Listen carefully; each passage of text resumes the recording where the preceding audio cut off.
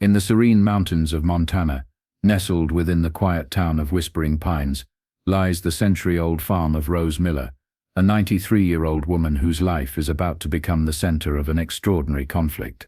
The town, known for its tranquility and close-knit community, is on the brink of change. New faces have begun to appear, bringing with them an undercurrent of tension that Rose recognizes all too well. The rumble of engines echoes through the valley, signaling the arrival of the notorious Steel Riders, a gang whose presence threatens to shatter the peace of Whispering Pines. One crisp morning, as the frost paints delicate patterns across the weathered fence posts of the Miller farm, Rose steps onto her front porch. Her hands, though marked by decades of hard work, remain steady as she lifts her coffee cup to her lips. The steam rises in the crisp mountain air as she surveys the land her family has worked for 3 generations. Whispering Pines has always been a quiet town, the kind of place where everyone knows everyone else, where doors stay unlocked at night, and where the biggest excitement usually comes from the annual Harvest Festival. But something has changed in recent months. New faces have appeared in town, bringing with them an undercurrent of tension that Rose recognizes all too well. The rumble of engines draws her attention to the gravel driveway. 3 black SUVs approach, their pristine finish strange against the rustic backdrop of her farm. Rose sets her coffee cup down carefully on the porch railing, her expression unchanging as the vehicles come to a stop. Marcus Stone steps out of the lead vehicle, his expensive suit and polished shoes marking him as an outsider. 2 men flank him, their casual postures betraying military training to Rose's experienced eye. She's seen enough soldiers in her time to recognize the way they carry themselves. "Mrs. Miller," Marcus calls out, his voice carrying a false warmth. "Beautiful morning for a chat about your property." Rose's voice remains steady. "Mr. Stone, I believe I made my position clear last week. This farm isn't for sale." Marcus's smile doesn't reach his eyes as he approaches the porch steps. "The property values in this area are rising, Mrs. Miller. Our offer is more than generous. You have to admit, at your age, managing a farm this size must be challenging." "I faced bigger challenges than property developers, Mr. Stone," Rose replies, her blue eyes meeting his without flinching. "My husband and I built this farm from nothing. Our daughter grew up here. My grandson learned to walk on these floors. Some things are worth more than money." A shadow crosses Marcus's face, his practiced charm slipping for just a moment. "Mrs. Miller, I don't think you understand the opportunity we're offering. Times are changing. Whispering Pines is changing. You don't want to be left behind." "I understand perfectly, Mr. Stone," Rose responds, her voice cooling.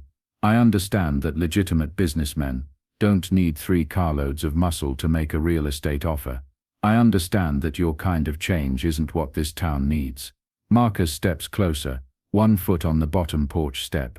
"Your kind of stubborn pride can be dangerous, Mrs. Miller. Accidents happen on farms all the time, especially to elderly women living alone." Rose doesn't back away. Instead, she smiles slightly, the expression making Marcus pause. "You know what else I understand, Mr. Stone?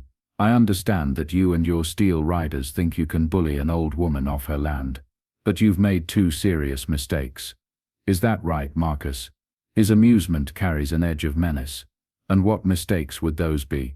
"First," Rose says calmly, "you assumed I was alone." She nods toward her front window, where the morning sun glints off the scope of a hunting rifle propped visibly in its stand. "I may be old, but I'm far from helpless." Marcus's men tense, their hands moving instinctively toward concealed weapons. "And the second mistake, Marcus?" he asks, his voice hardening. "You assumed I wouldn't recognize what you really are," Rose continues, her voice carrying the weight of decades of experience. "I've seen your kind before, men who think strength comes from fear, who think they can take whatever they want. My late husband fought against men like you in the war. My grandson fights them now." At the mention of her grandson, something flickers in Marcus's eyes. "Your grandson, the Navy SEAL. He's not here now, is he? Deployed somewhere far away, I'd guess. Unable to help his poor grandmother." Rose reaches into her pocket, pulling out her phone. "That's where you're wrong again, Mr. Stone. Jack's actually expecting my call right about now." The atmosphere shifts perceptibly. Marcus exchanges glances with his men, their confident postures wavering slightly.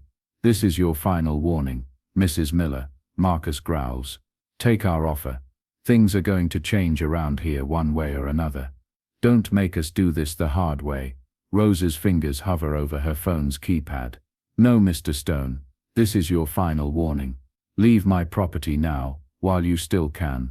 Because if I make this call, everything changes, and not in the way you're planning." A long moment of tension crackles through the morning air. Then Marcus steps back, adjusting his suit jacket, with forced casualness. "We'll be in touch, Mrs. Miller. Think carefully about your position, about your future." As the SUVs pull away, Rose watches until their dust trail disappears down the road. Only then do her hands begin to shake slightly. She looks down at her phone, at the number she'd memorized, but never had to use before, until now. The phone rings twice before a familiar voice answers. "Gran, everything okay?" Rose takes a deep breath, steadying herself. "Jack, remember when you said to call, if I ever needed help, if I ever felt threatened?" There was a moment of silence on the line. When Jack speaks again, his voice has changed, taking on the hard edge of a warrior. "What happened?" "The Steel Riders were just here," Rose explains, her voice steady, despite the turmoil within.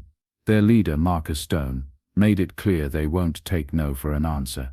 She watches as a hawk circles overhead, its cry piercing the morning quiet. "I think it's time you came home, Jack. I think it's time we showed them what happens when they threaten the wrong family." As the sun sets over Whispering Pines, casting long shadows across the fields, the Steel Riders regroup at their warehouse hideout. The air is thick with tension, and the hum of motorcycles, as Shadow, their leader, paces before his assembled force. His face, a map of scars and anger, contorts with rage as he lays out his plan for revenge. The gang, numbering over 40 riders strong, listens intently, their eyes gleaming with a mix of anticipation and unease. "This ends tonight," he declares, his fist clenched tightly. "Cooper humiliated us, made us look weak. After we're done with his farm, no one will dare stand against the Steel Riders again." The bikers roar in approval, their voices a chorus of defiance and loyalty. Among the assembled riders, Hawk watches Shadow with growing unease. A veteran of the 75th Ranger Regiment, Hawk recognizes something in Jack Cooper's tactics that resonates with his own military experience. The way Cooper had fought, the precision and strategy, it was all too familiar. As the bikers prepare to ride out, Hawk holds back, his instincts screaming that this farmer is not just any man, he is a force to be reckoned with. Meanwhile, back at Cooper Farm, Jack works with quiet efficiency, preparing for the impending attack. He doesn't board up windows or set up barricades. Instead, he transforms the farm into a tactical landscape. Farm equipment is strategically positioned, irrigation systems are adjusted, and work lights are set up in seemingly random patterns. Each move is calculated, a testament to Jack's military background and his unwavering determination to protect what is his. As the Steel Riders approach, the night is filled with the roar of engines and the glint of metal under the moonlight. Jack stands in his darkened barn, listening to the approaching motorcycles. His hands move automatically, checking equipment that has nothing to do with farming. The muscle memory from his Special Forces days has never left him, and he is ready to face whatever comes his way. The first wave of bikers hits the irrigation pipes Jack had repositioned, their bikes slipping in the mud. The work lights, strategically placed, destroy their night vision, while leaving long shadows where Jack can move unseen. One by one, the bikers find themselves disarmed and disabled by an opponent they cannot see. Years of special operations experience merge with Jack's intimate knowledge of the farm's layout, creating a formidable defense that leaves the Steel Riders in disarray. Shadow, enraged, grabs a gas can, intent on burning the farm to the ground. But Jack has anticipated this move, and all their fuel reserves have been destroyed in a warehouse explosion. As Shadow tries to splash fuel on the barn, he finds the can filled with water. "Never leave your supply lines unprotected," Jack says, his voice calm and steady. "Seek a tactical error." The fight ends quickly, with the steel riders zip-tied and sitting quietly in the barn. But what happens next is truly extraordinary. Inside the warmly lit barn, the captured bikers sit in an odd silence, the fight drained from them. The smell of fresh coffee mingles with motor oil and hay as Jack moves among them, not as a captor, but as something else entirely. He checks their injuries, offers water, and most surprisingly, asks questions. "You served with the 75th Regiment," Jack says to one of the younger members, noticing his faded tattoo. The biker mutters a response, and a conversation begins. Similar exchanges spark around the barn, as Jack identifies more veterans among the captured bikers. 12 in total, including Hawk, who watches the interactions with growing understanding. The night that was meant to destroy Cooper Farm is about to become something entirely different, a beginning rather than an end, a chance for lost warriors to find their way home. "You're not just some farmer," Hawk finally says, the pieces falling into place. The way Jack set up the farm, as a kill zone, the lights for disorientation, the supply line disruption, it's all Special Forces tactics. The barn falls silent, as the realization dawns on the captured bikers. Jack confirms their suspicions, revealing his past as a Special Forces Master Chief. He offers them a program, part work, part therapy, a chance to rebuild what they tried to destroy, learn some farming skills, get some counseling, and maybe find a better way to use their brotherhood. The veterans among the group straighten instinctively, military bearing returning automatically. "So be well because produm's pardon and to produm's dead." He offers them a program, part work, part therapy.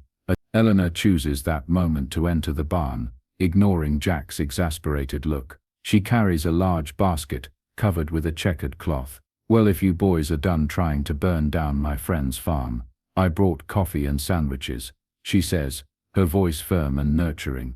The absurdity of the moment, a grandmother offering refreshments to captured gang members, breaks the tension. A few bikers actually laugh, and the barn fills with the surreal sight of former enemies sharing a meal. Sheriff Wilson arrives to find an almost surreal scene, captured bikers eating sandwiches, while Jack and Hawk discuss shared experiences in Afghanistan. The sheriff is both astonished and hopeful, sensing that this could be the beginning of something truly transformative. As the night wears on, plans begin to take shape. Sheriff Wilson makes calls to the DA's office. Dr. Martinez offers to coordinate with VA counselors, and Eleanor simply keeps pouring coffee and serving sandwiches, as if this is the most natural thing in the world. By dawn, 25 members of the Steel Riders, including all 12 veterans, have accepted Jack's offer. Shadow and his most hardcore followers will face charges, but the majority of the gang is taking a different path. The transformation of Whispering Pines has begun, and it all started because one former Special Forces soldier believed that even the hardest hearts could change when given the right soil in which to grow. The story of Cooper Farm is not just about stopping violence or rehabilitating veterans. It is about remembering our shared humanity and the incredible things that happen when we choose to nurture it. As the sun rises over the valley, the seeds of change have been planted, and a new chapter is about to unfold, one that will reach far beyond the quiet corner of the world, known as Whispering Pines. As dawn breaks over Whispering Pines, the once feared Steel Riders find themselves transformed, their leather jackets replaced by the simple vests of the Valley Guardians. The arrest of their leader, Marcus Stone, marks a turning point, not just for the gang, but for the entire community. The criminal activities of the Steel Riders are exposed, and their reign of terror comes to an end, leaving behind a void that is quickly filled with hope and the promise of redemption. The climax of this extraordinary transformation is marked by a powerful scene at the farm. The Valley Guardians, once hardened criminals, now stand as symbols of hope and change. Their new name reflects their commitment to protecting and serving the community that has embraced them. The sight of these reformed bikers, working alongside the very people they once terrorized, is a testament to the power of second chances and the indomitable spirit of those who dare to believe in change. Jack Cooper, the catalyst for this transformation, watches with pride as his vision for the farm becomes a reality. The rehabilitation program expands, reaching out to veterans and former gang members across the country. The farm, once a quiet sanctuary, is now a beacon of hope, drawing in those who seek redemption and a chance to rebuild their lives. The community rallies around the Valley Guardians, providing support, resources, and a sense of belonging that many of them have never known. The resolution of the story is celebrated with a grand community dinner, where former enemies break bread together, sharing stories of transformation and hope. The farm is alive with laughter and camaraderie, a stark contrast to the fear and violence that once plagued the valley. Jack stands before the gathering, his voice filled with gratitude and pride, as he reflects on the journey that has brought them to this moment. 5 years ago, on this very field, we had a choice, Jack says, his voice carrying over the crowd. We could have met violence with violence, or we could try something different. We chose to believe in the power of second chances. His gaze sweeps over the transformed landscape, a testament to the resilience and unity of the community. As the sun sets over Whispering Pines, casting a warm glow over the fields, the story draws to a close. The Denanan is a reflection on the power of redemption, community, and the impact of Jack's actions on the valley and beyond.